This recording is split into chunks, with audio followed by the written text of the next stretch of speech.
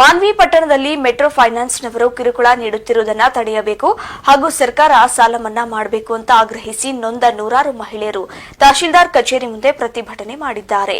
Micro finance ಅವರು ನಮಗೆ ಸಾಲ ಕೊಟ್ಟಿದ್ದಾರೆ, ಆದರೆ ಹಿಂದೆ ಕಟ್ಟಬೇಕು ಅಂತ ಫೈನಾನ್ಸ್ ಅವರು ಒತ್ತಾಯ ಮಾಡಿ ಮನೆಯ ಮುಂದೆ ನಿಂತು ಕಿರುಕುಳ ನೀಡುತ್ತಿರುವುದು ತಪ್ಪಬೇಕು ಅಂತ ಒತ್ತಾಯಿಸಿದರು. ಮಹಿಳೆಯರಿಗೆ ಕಿರುಕುಳ ಕೊಡುತ್ತಿರೋದ್ರಿಂದ ಕೆಲವರು ಆತ್ಮಹತ್ಯೆ ಮಾಡಿಕೊಂಡಿದ್ದಾರೆ. ಹೀಗಾಗಿ ಯಾರಾದರೂ ಅನಾಹುತ ಮಾಡಿಕೊಂಡ್ರೆ ಇದಕ್ಕೆಲ್ಲ ಮೈಕ್ರೋ ಫೈನಾನ್ಸ್ ಸಿಬ್ಬಂದಿಗಳೇ ನೇರ ಹೊಣ ಅಂತ ಹೋರಾಟಗಾರರು ಕಿಡಿಕಾರಿದರು.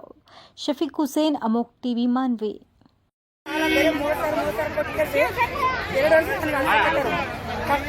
ಲೋನ್ ಕೊಡ್ತಂತೇಳಿ ಭಾರತದಲ್ಲಿ ಸಾಲ ಮಾಡಿ ತಂದು ಕಟ್ಟಿದ್ವಿ.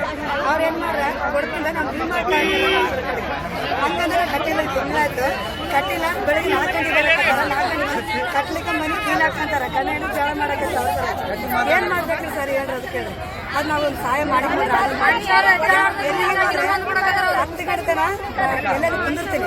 10 ಗಂಟೆ ಆದ್ಮೇಲೆ ಮನೆ ಮಕ್ಕಂದು ನಮ್ಮ ಅಣ್ಣಗೆ 2 ಕಿಡ್ನಿ ಫೇಲ್ ಆಗಿ ನಮ್ಮ ಅಮ್ಮ ಪಾರ್ಶ್ವ ಬಂದು ಇದಾಗಿದ್ರು ಮೈಕ್ರೋ ಫೈನಾನ್ಸ್ ಬಂದು ಇಲ್ಲ ನೀವು ಕಟ್ಲೇಬೇಕು, ನೀನ್ ಇದ್ ಮಾಡ್ಲೇಬೇಕು, ಇಲ್ಲಾಂದ್ರೆ ಬಿಡಲ್ಲ ಅಂತ. ಸರ್ ನಮ್ಮ ಅಣ್ಣ ಸಾಯ್ತಾನ ನೋಡ್ರಿ ಅಂತ ಹೇಳಕತ್ತೀನಿ, ಆದ್ರೆ ಅವ್ರಿಗೆ ಇದಿಲ್ಲ. ನಾವ್ ಸತ್ರ ಸಾಲ ನಮ್ ಸಾಲ ನಮ್ಗೆ ಕೊಡ್ರಿ ಅಂತಾರ. ಇಷ್ಟು ಬಿಗು ಮಾಡ್ತಾರಂತ ಅಂದ್ರೆ ಬಡವ್ರು ಇವತ್ತು ಬದುಕಲ್ಲ ಸರ್. ಅದ್ರಲ್ಲಿ ಕೂಲಿ ಹೋಗ್ತಾರ ಸರ್, 200 ರೂಪಾಯಿ ಕೂಲಿಗೆ ಅವ್ರ ಮನೆ ಫೀಸ್, ಮಕ್ಕಳ ಫೀಸ್, ಮತ್ತೆ ಮನೆಯದು ಬಡತನ, ಮತ್ತೆ ಏನೋ ಒಂದು ಅವ್ರ ಮನೆ ಸುಸ್ತಿ ಆಯ್ತದ ತೋರ್ಸೋಕಿರಲ್ಲ. ಇವ್ರಿಗೆ ಬಂಗಾರ ಬತ್ತಿಟ್ಟು ಕೊಡ್ಬೇಕು ಸರ್. ನಿಮ್ ಕಿಡ್ನಿ ಮಾರಿ ಇಲ್ಲ ನಿಮ್ದು ಮನೆ ಸಾಮಾನು ಮಾರಿ ಇಲ್ಲ ಇನ್ಸೂರೆನ್ಸ್ ಬರುತ್ತೆ ನೀವು ಸತ್ತೋಗಿ ಅಂತ ಹೇಳೋ ಮಾತುಗಳು ಏನೋ ಆಡ್ತಾ ಇದ್ರೆ ದಯವಿಟ್ಟು ಎಚ್ಚರಿಕೆ. ನಿಮಗೆ ಇನ್ನ ಒಂದ್ಸಲ ಈ ರೀತಿ ಮಾಡಿದ್ರೆ ಅದೇ ಹೆಣ್ಮಕ್ಳ ಕಾಲಿಂದ ಅವ್ರು ಚಪ್ಪಲಿಯಿಂದ ಓಡಿಸಿ ಪೊಲೀಸರ ಕೈಗೆ ಕಲ್ಪಿಸ್ತೇವೆ. ಇದು ಬರ್ರಿ, ನೀವು ಲೋನ್ ಕೊಟ್ಟಿದ್ದೀರಾ ಬನ್ನಿ, ಲೋನ್ ಕೇಳಿ, ಬೇಡ ಅನ್ನಲ್ಲ. ಮೈಕ್ರೋ ಫೈನಾನ್ಸ್ ಅವರಲ್ಲಿ ಇರ್ತೀರಿ 100% ಕೇಳ್ತಾ ಇರ್ತೀರಿ. ನಿಮಗೆ ಇದು ಒಂದು ಎಚ್ಚರಿಕೆ ಗಂಟೆ, ಬನ್ನಿ ಕೇಳಿ, ಇಲ್ಲ ಅಂದ್ರೆ ಜಾಗ ಖಾಲಿ ಮಾಡಿ. ನೀವು ಅಕಸ್ಮಾತ್ ಈ ಕಾನೂನು ಬಾಹಿರವಾಗಿ RBI ಗೈಡ್ಲೈನ್ಸ್ ಬಾಹಿರವಾಗಿ ಮತ್ತೆ ಕರ್ನಾಟಕ ಮನಿ ಲಾಂಡ್ರಿಂಗ್ ಆಕ್ಟ್ ಪ್ರಕಾರ ನೀವು ಲೋನ್ ಕೊಟ್ಟಿರಂಗಿಲ್ಲ. ಈ ಲೋನ್ ಕೊಳ್ಳಾರದ ಒಂದು ಕಾರಣ ನಿಮಗೂ ಗೊತ್ತಿರಬೇಕು. ನೀವು ಇದ್ರ ಬಗ್ಗೆ ಓದಿ ತಿಳ್ಕೊಳ್ಳಿ. ನೀವು ಏಜೆಂಟ್ಗಳು ಇರ್ತೀರಿ, ನೀವು ಮ್ಯಾನೇಜರ್ ಇರ್ತಾರೆ ಅಂತ ಬಂದು ಮನೆ ಮುಂದೆ ಕೂಡಗಿರಿ ತಾಳಗಿರಿ ಮಾಡ್ತೀರಂದ್ರೆ ನಿಮಗೆ ಒಂದಿಲ್ಲ ಒಂದಿನ ನಿಮಗೆ ಫಜೀತಿ ಆಗುತ್ತೆ. ಬಂದು ಕೇಳಿ, ಇಲ್ಲ ಅಂದ್ರೆ ಜಾಗ ಖಾಲಿ ಮಾಡಿ. ಇಲ್ಲ ನನಗೆ ಬೇಕೇ ಬೇಕು ಅಂತ ಮನೆ ಮುಂದೆ ಕೂಡೋದಾಗ್ಲಿ, ಬೆಳಗ್ಗೆ ಸಾಯಂಕಾಲ ರಾತ್ರಿ 10 ಗಂಟೆವರೆಗೆ ಕೂಡೋದಾಗ್ಲಿ, ಇದು ಕಾನೂನು ಬಾಹಿರ ಇದೆ. ಇದು 100% ತಪ್ಪಿದು. ನೆಕ್ಸ್ಟ್ ಟೈಮ್ ಏನಾದ್ರು ನಾನು ಹೆಣ್ಮಕ್ಳಿಗೆ ಹೇಳ್ತೀನಿ, रात में अगर शाम में 5 बजने के बाद सुबह 10 बजे से पहले रात्रि ಸಾಯಂಕಾಲ 5 ಗಂಟೆ ಆದ್ಮೇಲೆ ಬೆಳಗ್ಗೆ 10 ಗಂಟೆ ಮುಂಚೆ सुबह 10 बजे से पहले शाम में 5 बजने के बाद अगर लोग एजेंट कोई भी आए बोले तो ये कानून बाहर होता है, ये कानून में इसका इरादा नहीं है. आप लोग का सीधा सुनो, आप लोग यहाँ के रेखी में उठना, उन्हें आना, पैसे पूछना है तो लेके जाना, नहीं है बोले तो सीधा जगह खाली कर रहा हूँ, नहीं देना नहीं दी तो मैं जाने छोड़ जाते बोले तो ये गलत होता है. कंपनी पर मारो प्रोडक्शन बोले तो ये बहुत गलत होता है.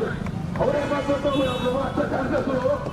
वो जो लोग आ रहे हैं उनके पास एजेंट वो 7 क्लास फेल 6 क्लास ಹೋರಾಟ ಮಾಡಲಿಕ್ಕೆ ಸೇರಿರ್ತಕ್ಕಂಥ ಎಲ್ಲ ನನ್ನ ಹಿರಿಯರೇ ಮತ್ತು ತಾಯಂದಿರೇ ಅಕ್ಕತಂಗಿದ್ರೆ, ಇಲ್ಲಿ ಮೊದಲಿಗೆ ನಾನು ಈಗಾಗಲೇ ಅಂಬಾಜಿ ಅವರು ಹೇಳಿದರು, ಮೈಕ್ರೋ ಫೈನಾನ್ಸ್ನವ್ರು ಇಲ್ಲಿದ್ರೆ ಕೇಳಬೇಕು ಅಂತೇಳಿ. ಅವ್ರು ಕೇಳೋಕ್ಕಿಂತ ಇಲ್ಲಿ ಬಂದರೆ ಭಾಳ ಅನುಕೂಲ ಅಂತ ನಾನು ಹೇಳ್ತೇನೆ. ಯಾಕಂದರೆ ಇದ್ರ ಬಗ್ಗೆ ಒಂದು ನನ್ನ ಅನುಭವ ಒಂದು ದೊಡ್ಡದಾಗಿದೆ. ಇದ್ರ ಬಗ್ಗೆ ಸುಮಾರು ಒಂದು 3-4 ತಿಂಗಳಿಂದ ಏನಾದ್ರೆ ಒಬ್ಬ ಹೆಣ್ಮಗಳು ಕಪ್ಪುಗಲ್ ಶರಣಮ್ಮ ಅಂತೇಳಿ ಆಕೆಗೆ 24 ಬ್ಯಾಂಕ್ಗಳು ಕೊಟ್ಟವ ಲೋನ್, 24 ಬ್ಯಾಂಕ್ಸ್. ಯಾಕೆ ಹೇಳ್ತೀನಿ ಮಾಡ್ತಾರೆ, ಒಂದು ನಿಮಿಷ, 24 ಬ್ಯಾಂಕ್ ಶರಣಮ್ಮ ಒಬ್ಬ ವ್ಯಕ್ತಿ ಹೆಣ್ಮಗಳಿಗೆ ಕೊಟ್ಟಾಗ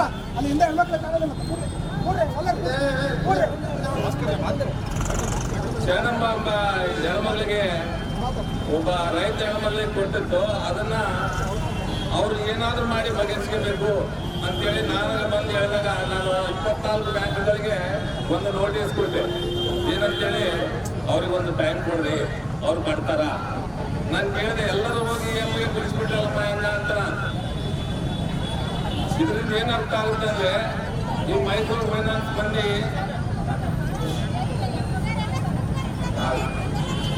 ಮೈಕ್ರೋ ಫೈನಾನ್ಸ್ ಮಂದಿಗೆ ಏನಂತಂದ್ರೆ ತಮ್ಮಗೇನು ಇನ್ಕಮ್ ಬರಬೇಕು, ಇವ್ರ ಮನೆಗೆ ಹೋಗಿ ಲೋನ್ ಕೊಡ್ತಾರೆ. ಇವರು ಹೋಗಿರೋದಿಲ್ಲ. ಯಾಕೆ ಹೇಳ್ತೀನಿ ಮಾತಂದ್ರೆ 24 ಬ್ಯಾಂಕಿನಲ್ಲಿ ನಾನು ಹೋಗಿ ಅಪ್ರೋಚ್ ಮಾಡಿದಾಗ ಇವ್ರು ಅಲ್ಲಿ ಅವ್ರ ಮನೆಗೆ ಹೋಗಿ ಚಾಕೊಡೋದು ಹೇಳಲ್ಲ. ಆ ರೀತಿ ಕುಂತು ನಮ್ಮ ಫೈನಾನ್ಸ್ ಅವರಿಗೆ ಈ ರೀತಿ ಆದಂತೇಳಿ ಒತ್ತಾಯ ಮಾಡಿ ರಫ್ತು ಮಾಡ್ತಾರೆ. ಯಾಕಂದ್ರೆ ಅವರು ತಮ್ಮ ಒಂದು ಇಂಪ್ರೂವ್ಮೆಂಟ್ ಆಗ್ಬೇಕು, ತಮ್ಮ ಬ್ಯಾಂಕ್ ಹೆಸರು ಬರ್ಬೇಕು, ತಮಗೊಂದು ಆಮದಾನಿ ಆಗ್ಬೇಕು ಅಂತೇಳಿ ಈ ಬ್ಯಾಂಕ್ಗಳು ಕೊಡ್ತಾರೆ. ಇವತ್ತ ಅಮ್ಮ ಕಪ್ಪೂರಾಗಿಲ್ಲ, ಬೆಂಗಳೂರಾಗ ತನ್ನ ಕುಟುಂಬ ಬಿಟ್ಟು ಬೆಂಗಳೂರಾಗ ಇರ್ತಾರೆ.